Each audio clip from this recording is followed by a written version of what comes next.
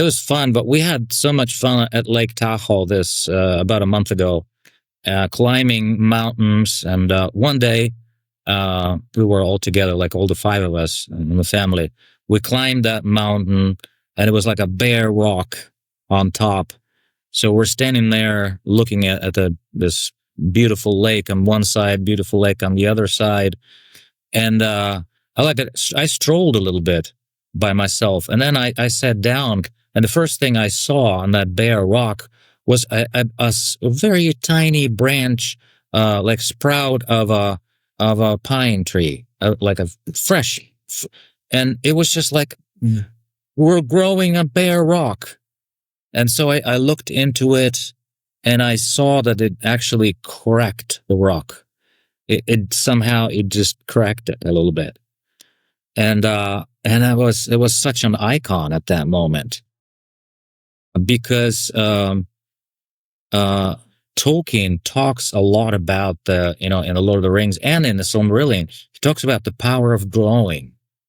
Like, first of all, the hobbits love all things that grow. And Treebeard talks about, the love of all living things. And then he also opposes Saruman. And he says about Saruman that he doesn't care about living things. He has a mind of metal and something like that. So he doesn't care about growing things. But also, I believe Tolkien mentioned, so he basically says that, in this whole conflict between Saruman and the Ents, we see the juxtaposition, like the fight between the machine and the power of growing.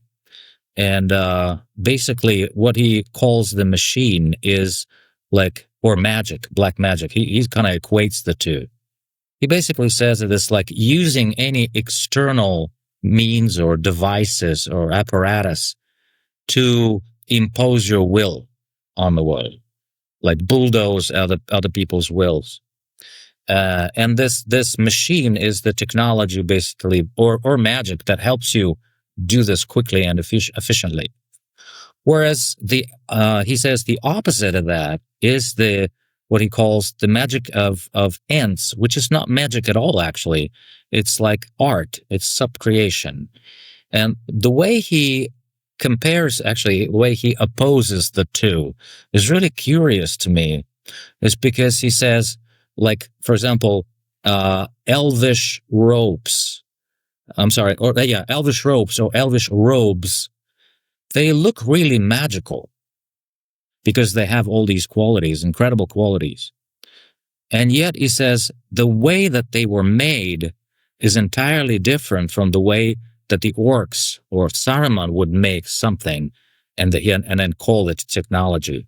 Because an elf, actually Pippin is the one who asks one of the elvish leaders, one of the elves, as they walk, it's like, are these cloaks magical? And this guy says, I don't know what you mean. All we do is we put the thought of everything we love into everything we do. And so Tolkien kind of in this letter, he says, an elf, basically what he does is develops his inner talents and develops his inner who he is, basically. And whatever they do grows from that. It's not an outside thing, like something external, like the machine. Like, for example, a machine will work regardless of who wields it.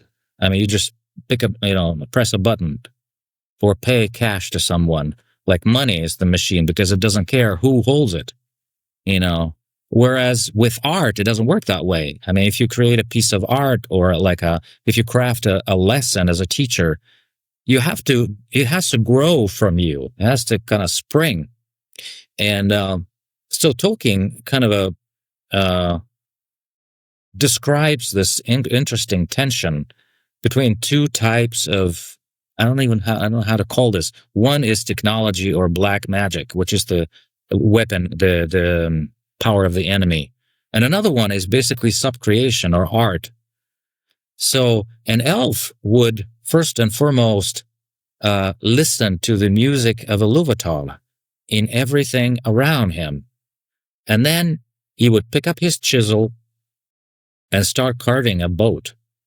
And when he is in that zone, in that music, totally aligned with it, what comes out of it, like the work of his hands, will be magical. And that's what we see. We see it in the lembas bread.